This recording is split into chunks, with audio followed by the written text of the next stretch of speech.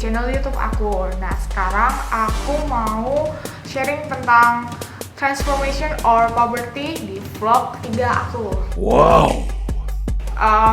Banyak orang bilang, kok kamu berubah ya? Kok kamu beda ya? Apalagi ya dibandingin dari SMA yang bener-bener buluk, nggak tahu deh. Itu wajah sama badan udah nggak berbentuk. Dan sekarang dia udah agak mendingan, lebih keurus lah ya, lebih kerawat. Mereka tanya, kok bisa kayak gini sih, perubahannya drastis gitu.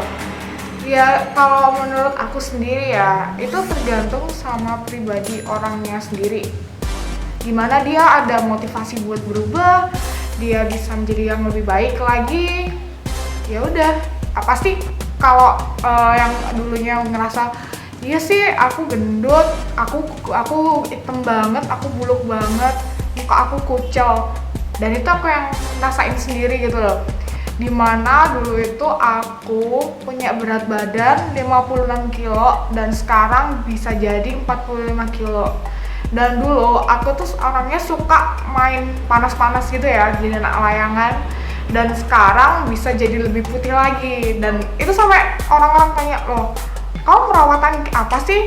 Kamu suntik-suntik ya? Oke. Aku akan jelasin dari awal ya, dari berat badan. Jadi dulu itu aku itu emang dari kecil emang kurus sih, dasarnya emang kurus. Terus nah, sedangkan mama aku nih nggak suka ngeliat aku kurus, dan mama aku tuh selalu nih megang-megang lengan atas aku. Kalau udah lembek sedikit aja, pasti mama bilang, kurang gizi nih kamu. Udah, mama pasti gimana pun caranya nyediain yang namanya daging-dagingan tuh ya, aduh udah kacau banget kan tuh, dan bikin fat di mana-mana. Dan akhirnya karena kebiasaan makan banyak, jadi aku tuh setiap hari tuh makannya porsi kuli, semua porsi, bener-bener yang namanya porsi kuli. Oh no. Aku tuh ya paling suka yang namanya makan mie instan ya, Mila yang semuanya aku makan, dan sekali makan aku bisa ngabisin 2 bungkus plus nasi 2 sendok nasi plus 2 butir telur. Dan tuh nggak tahu, jadi bisa aku dadar, bisa aku ceplok, dan tuh semuanya digoreng. Nggak bayangin kan kayak gimana itu, aduh fat di mana-mana. Akhirnya karena menumpuk jadilah aku menjadi subur. Ya udah deh, ya karena dulu emang aku nggak terlalu perhatian sama penampilan ya, udah bodo amat lah, mau dibilang gendut kayak mau dibilang kucil kayak bodo amat udah.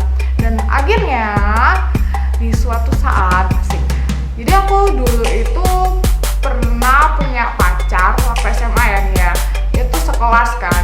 Terus tiba-tiba asma aku kumat, aku pingsan tuh. Nah sampai aku tuh kan jadi kelas aku tuh di lantai 2 dan UKS-nya tuh di lantai 1. Akhirnya tuh sampai mereka, teman-teman cowok aku itu bawa tandu ke lantai 2 dan aku digotong nggak tahu deh itu berapa anak. Nah namanya juga orang, jadi di situ kondisi aku tuh kesadaran menurun ya, tapi aku masih sadar, bukan yang bener-bener pingsan, yang bener-bener nggak sadar, bukan. Jadi aku di situ kayak udah lemes, terus udah nggak bisa ngomong, udah kayak gitu lah ya. Tapi aku masih bisa ngedengerin dan otak aku tuh masih jalan ya, maksudnya masih bisa nyerap apa yang diomongin sama orang-orang yang di sekitar aku. Ya udah, sampai aku dengar ya, temennya pacar aku ini ya, teman sekelas aku juga ya, bilang pakai bahasa Jawa ya, "Leh, ojokmu kok wabot men sih?" Artinya, Leh, kok pacar kamu kok berat banget sih? Di situ yang bener-bener blar. Oh no. Oke lah, aku udah nggak tahu deh. Itu yang bener-bener no, gila. Aku dibilangin kayak gitu di depan pacar aku sama temennya pacar aku sendiri.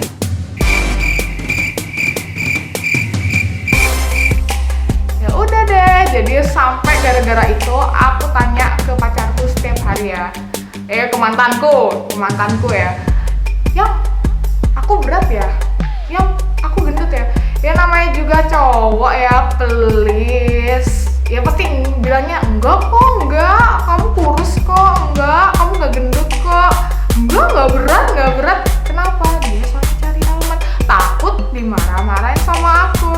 Ya udah ya, karena aku jadinya mikir, tapi aku dengar sendiri loh temen kamu bilang aku tuh gendut. Oke lah ya, akhirnya semenjak itu aku berusaha ya cari cara, cari di bah Google setiap hari gimana caranya biar bisa menguruskan berat badan. Dari aku coba produk obat-obatan gitu ya, tapi cuma nggak pindah-pindah gitu, jadi cuma emang aku ngandalin satu obat dan itu emang legal karena apa, itu dokter beneran ya, dokter asli, dokter spesialis SPKK lah ya, bisa dibilang SPKK. Kemudian dia itu jadi merangkap, udah deh jadi bisa dibilang konsultan tentang penurunan berat badan, kayak gitulah ya, tentang segala penurunan berat badan juga sih, pokoknya tentang segala kecantikan dia adalah konsultannya. Dan sampai akhirnya itu pun aku dapat rekomendasi dari temen aku yang anak kedokteran juga, udah deh ya, jadi udah pasti nih, fix nih. Kenapa? Karena aku ngeliat kakaknya teman aku sendiri itu anak kedokteran juga pakai produknya dokter ini, dan wow, luar biasa, itu bener-bener efektif, badannya bener-bener slim dan tuh bagus banget hasilnya. Kan biasanya kalau orang dietnya terlalu parah kan kayak apa ya, wajahnya jadi kusem, kulitnya juga kayak kendur kayak gitu kayak nggak cerah gitu lah ya. Tapi ini aku lihat kakak yang temen aku ini nggak ada sama sekali keluhan seperti itu. Oke lah, gini aku coba kesana, aku konsultasi. Jadi aku di sana disaranin buat suntik setiap seminggu sekali dan konsumsi obat. Jadi tuh obatnya itu ada tingkatan dosisnya gitu. Dan itu pokoknya yang aku ingat ada warna merah, terus di bawah yang merah tuh ada warna ungu, dan tuh masih ada di bawahnya lagi, dan yang paling tinggi kan dosisnya warna merah tuh. Dan aku dikasih dosis yang paling tinggi. Oke lah, akhirnya aku nyoba itu obat. Bener fix banget, itu obat bener-bener bikinnya aku nggak nafsu makan, nggak kepingin makan. Yang awalnya makananku porsi kuli, yang setiap harinya makannya tuh harus sehari enggak lah, sekali dalam sehari itu bisa 2 bungkus. Jadi di total ya, kan aku makannya tuh nggak cuma 3 kali sehari ya, bisa lebih dari 3 kali sehari, dan sekali makan bisa ngabisin 2 bungkus. Dan itu bener-bener bikin aku yang cuma sehari makan 2 kali, dan itu cuma setengah porsi makan. Aku recommended banget dan cocok banget buat aku. Akhirnya aku langganan di sana. Tapi ada tapinya, semuanya pasti ada sisi negatif dan positif dan negatifnya lah ya. Dan di sini aku menemukan setiap aku mau makan apa yang aku mau. Jadi kayak aku kepingin makan di luar nih sama temen-temen aku, di mana aja lah ya. Setiap aku makan, aku pertama minum obat dulu, bener nih turun 1 kilo. Tapi setiap aku makannya langsung lahap, apalagi kan contohnya suka banget mesennya yang macem-macem ya, meskipun porsinya tuh udah nggak sebanyak kayak kemarin, yang dulu sebelum aku konsumsi obat ini. Sekali makan ya naik ya 2 kilo, itu sama dengan zong. Iya sih, emang karena di kedokteran pun kalau konsumsi obat itu fungsinya hanya mengeluarkan air. Jadi airnya bener pipis, karena pipis terus, keringet terus, tapi lemaknya nggak dibakar, percuma.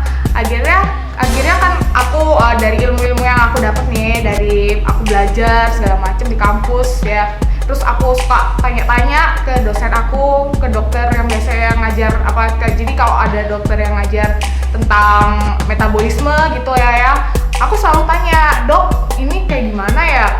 Jadi aku selalu curhat gitu, caranya nuruninnya kayak nurunin berat badan tuh kayak gimana ya dok. Jujur aja saya konsumsi obat gini. Dan saya yang ada aku dimarahin sama dokternya, kamu itu anak kedokteran kenapa konsumsi obat-obat seperti itu. Nah, ya. Tapi sebenarnya dokternya bilang sih, iya nggak apa-apa konsumsi obat, tapi ada batasannya, nggak boleh ngasal. Dan biasanya orang-orang kalau udah ngerasa cocok, udah ngerasa klop nih, aku suka nih sama produk ini, udah dipakai terus dan itu akhirnya jadi ngasal. Fix, itu yang bikin bahaya. Ginjalnya kasihan banget kan, hatinya kasihan banget, semua organ diserang, udah deh kacau. Ya udah, akhirnya karena pencerahan dari dosen aku itu, terima kasih dokter, terima kasih prof, kalian sangat membantu saya untuk menjadi kurus. Akhirnya mereka menyarankan, ya kamu gimana caranya harus usaha untuk olahraga, bakar itu lemak-lemakmu dengan cara apa? Aktivitas fisik. Jangan mikirkan udah asal berat badanku turun aku bisa kurus. Bukan, salah. Yang sebenarnya itu yang benar, kita harus bentuk otot kita. Itu yang akan menggantikan massa lemak yang ada di dalam tubuh kita. Jadi kalau semuanya orang mikir ya, aduh berat badan aku udah olahraga ekstrim nih, aku udah olahraga setiap hari nih, tapi sebelumnya aku tidak menganjurkan untuk melakukan olahraga ekstrim. Kenapa? Itu juga berbahaya loh bagi tubuh. Jadi semuanya tuh harus dalam porsinya, harus seimbang, nggak boleh ada yang berlebihan, nggak boleh ada yang kurang gitu. Ya udah, akhirnya aku mencoba untuk aku harus olahraga. Aku aja harusnya tahu kan yang mana yang benar. Kenapa kok aku malah ngelakuin yang instan aja? Udah tuh awalnya aku ngikut gym di sport centernya kampus aku ya di Brawijaya. Aku waktu itu seminggu kalau nggak salah 3 kali, seminggu 3 kali jadwal aku. Dan emang aku nggak cocok kok kayaknya membosankan, monoton. Soalnya kan gitu-gitu aja kan. Ya udah akhirnya aku mikir harus cari olahraga yang lain nih. Ya udah aku jogging tuh di lapangan Rampal ya yang biasanya dibuat band-bandan itu. Udah setiap pagi tuh biasanya kan aku kuliah jam 8, berarti aku nyempetin berangkat ke sana jam 6 buat jogging. Ya udah jogging setiap hari dan efektif. Tapi ada tapinya. Jadi semakin lama aku tuh juga orangnya gampang bosen kan, apapun tuh aku selalu gampang bosen, jenuh tuh. Dan aku mikir kalau kayak gini terus kapan mau berhasilnya diet aku. Ya udah deh, akhirnya aku mencoba untuk ikut aerobik di sport center ya Brawijaya juga ya di situ. Dan aku emang cocok di situ. Kenapa? Karena aku emang dulunya basicnya dance. Jadi kalau disuruh aerobik pun yang joget-joget tuh ya, yang pakai musik, apalagi yang seru banget udah, apalagi yang lihat instruktur yang aduhai, yang teriak-teriak, oke, maaf, itu menyenangkan banget. Dan akhirnya finally saya mendapatkan hasil yang benar-benar saya inginkan. Dan sekarang aku mau makan apa aja bodo amat, aku mau keluar diajak temen-temenku jalan, makan di mall, di apa, comot sana comot sini, nggak ada peningkatan berat badan lagi. Jadi konstan di situ aja. Terus apa hubungannya ya diet sama kulit? Nah, jadi di program diet aku tuh nggak cuma konsumsi obat sama olahraga aja, tapi pola makan ini nih yang paling susah untuk dilaksanakan. Ya enggak sih, olahraga juga susah sih karena harus ngumpulin niat yang besar ya, karena mager itu nggak bisa dihindari lah ya. Tapi gimana caranya? Kalau kalian kepingin mendapatkan hasil yang kalian inginkan, ya usaha, jangan mau instannya aja. Sekali lagi, jangan mau instannya aja, oke? Jadi gini, dulu itu pola makan juga. Jadi setiap harinya itu ya sehari aku makan cuma di pagi hari dan siang hari. Jadi di paginya aku itu cuma konsumsi buah-buahan. Dan yang paling aku suka makan dulu waktu aku diet itu adalah pepaya. Kenapa? Karena pepaya, nggak papaya aja sih, pisang juga. Kenapa? Karena dua jenis buah ini tuh bikin kita itu kenyang lebih lama, tahan laparnya juga jadi lebih lama kan. Jadi jeda waktu makan pagi dan makan siangnya itu jauh lebih panjang. Karena ya gimana lagi ya, karena paginya nggak ada asupan nasi yang biasanya orang Indonesia kalau nggak makan nasi itu nggak makan. Salah. Kalau bisa mulai sekarang udah hindarin tuh nasi. Apalagi umur segini ya, kecuali kalau buat anak-anak, untuk usia anak-anak tuh penting. Tapi kalau usia saya ya tahun ini 23, oke saya jual. Bener-bener udah menjaga asupan makannya, kurangin karbohidrat yang berlebihan. Karena apa? Bedanya nasi putih sama nasi merah apa sih? Kan sama-sama nasinya, kan sama-sama mengandung karbohidratnya. Nah ini perbedaannya, kenapa kok lebih bagus nasi merah dibandingkan nasi putih? Nasi merah juga mengandung tinggi serat. Jadi kalau bisa kita lihat kalau sebelum dimasak nih ya, nasi merah itu pasti ada di bulirnya tuh ada serat-serat kayak ada garis-garis gitu. Ya itu seratnya. Ya makanya kan orang kenapa kalau semuanya diet udah makan nasi merah aja, dan emang itu bener banget. Jadi aku dibandingkan makan nasi putih ya, kalau nasi merah itu jauh lebih lama kenyangnya. Tapi ya itu tadi, kalau emang orang nggak biasa untuk makan nasi merah, yang pasti rasanya juga yang dia rasakan pasti nggak enak gitu lah ya.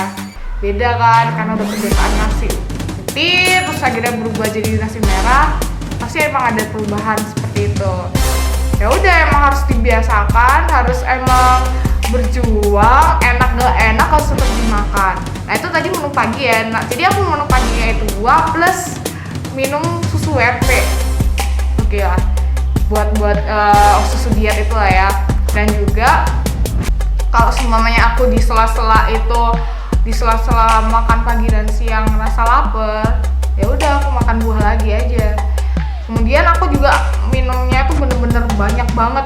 Biar apa ya, itu semakin cepet kenyangnya, terus semakin banyak isi dalam perutnya kayak gitu. Biar aku juga makannya nggak terlalu banyak. Terus siangnya aku cuma konsumsi nasi merah, itu cuma setengah sendok nasi ya. Habis itu makan telur rebus ya, dan aku cuma makan bagian putihnya aja. Bagian kuningnya nggak akan aku makan. Karena apa? Kandungan lemak di kuning telur tuh tinggi banget. Makanya lebih baik kalau untuk orang diet emang disarankan harus makan lebih baik makan putih telurnya aja. Dan terus aku juga makan sayur. Nah dulunya itu aku anti banget sama yang namanya makan sayur. Aku benci banget sama yang namanya sayur. Tapi karena program diet ini yang mengharuskan aku untuk makan nasi merah, putih telur dan sayur yang banyak, karena mengandung serat tinggi, akhirnya ya udah mau nggak mau aku harus makan itu sayur dan biasa makan sayur. Dan fix sekali sampai sekarang akhirnya aku jadi suka makan sayur. Jadi setiap makan gimana pun caranya di menu aku tuh harus ada sayur. Aku nggak mau tahu kayak gitu.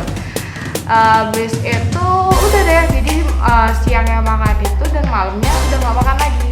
Nah tanya nih, kalau semuanya malamnya aku tiba-tiba kelaparan gimana? Ya udah makan buah lagi aja. Udah gitu aja terus polanya setiap hari. Kalau aku semuanya bosan nih sama menu yang tadi, akhirnya aku ganti menunya jadi sandwich. Jadi isinya itu rotinya tuh dari roti gandum, habis itu sayur ya, selada, tomat, keju nggak apa-apa ya, keju juga diperbolehkan asal dikurangin porsinya. Yang biasanya kalau aku tuh sukanya yang lembaran tuh, keju lembaran. Nah berarti aku harus pakai cuma setengah bagian aja, nggak satu lembar itu aku pakai. Dan yang untuk proteinnya aku pakai itu udah kayak gitu aja seterusnya sampai akhirnya aku mendapatkan titik dimana aku puas dengan bentuk tubuh aku, dengan berat badan aku. Selesai. Oh iya, tadi balik lagi ya, kenapa kok jadi hubungannya sama kulit? Kan dari awal aku udah cerita kan kalau aku itu olahraga sama makan makanan yang tinggi serat, ya itu tadi. Jadi kalau olahraga itu berpengaruh sama kulit loh ya, sama regenerasi kulit, sama pertumbuhan folikel kulit. Jadi kan setiap hari itu kulit itu bisa dibilang mengalami apa ya, ganti kulit lah ya, ganti kulit. Nah tapi kita kan nggak kelihatan kalau kulit ganti kulit kayak gimana sih maksudnya, karena apa, itu terlalu butirannya apa ya, bulirnya tuh lebih kecil, folikelnya tuh kecil banget, kecuali yang terlihatan itu kalau semuanya bener-bener yang bagian apa ganti kulitnya itu bener-bener yang banyak. Biasanya tuh kalau habis kita liburan, habis itu kan panas-panasan, akhirnya kan kelihatan banget bagian kulit yang diganti itu. Tuh pertama. Terus yang kedua, karena pola makannya sendiri. Nah, makanan-makanan yang aku konsumsi itu tinggi serat dan tinggi vitamin. Apalagi yang paling penting untuk kulit adalah vitamin C, E, ya itulah semacam itu. Akhirnya aku nggak perlu lagi konsumsi yang namanya vitamin, apalagi suntik-suntik yang ditanyain, kamu suntik ya? Kok bisa ketemu suntik sih? Enggak. Jadi emang aku bener-bener dapetin vitamin itu alami dari makanan, dan yang pasti nggak berbahaya dan aman buat ginjal aku. Oke, sayangi ginjalmu. Jangan cuma sayangi ususmu, sayangi ginjalmu. Padahal kan orang-orang mikirnya ginjal aman, padahal yang sebenarnya yang paling sering diserang tuh sebenarnya ginjal. Makanya harus lebih hati-hati lagi. Oke, sekian itu tadi cara-cara merawat diri aku, gimana caranya aku bisa puberty yang bisa berubah, dan yang pasti untuk physically ya, untuk physically juga harus dapat asupan dari luar, perawatan dari luar, kayak rajin pakai body, sunblock. Dan aku jujur aja aku juga pakai perawatan dokter, perawatan wajah.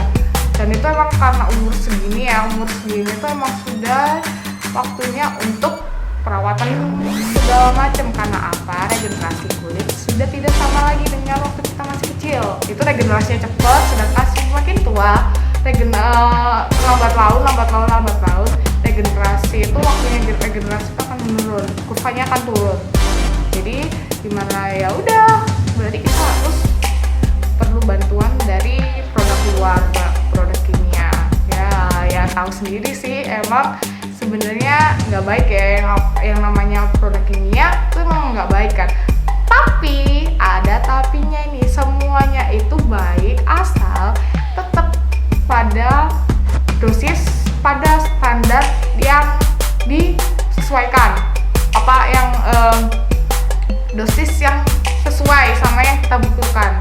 Jangan sampai over, jangan sampai kurang dari dosis yang seharusnya emang kita butuhkan.